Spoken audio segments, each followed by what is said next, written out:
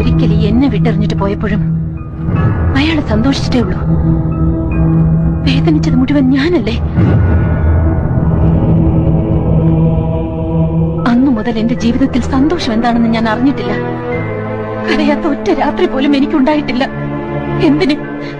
ഉള്ളു തുറന്നൊന്ന് ചിരിച്ചിട്ട് പോലുമില്ല.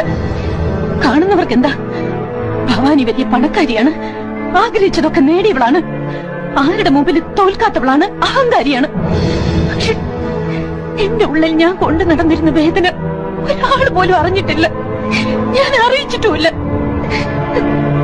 എന്തിന്? എന്റെ ഭർത്താവ് പോലും എന്നെ ഒന്നും മനസ്സിലാക്കിയിട്ടില്ല.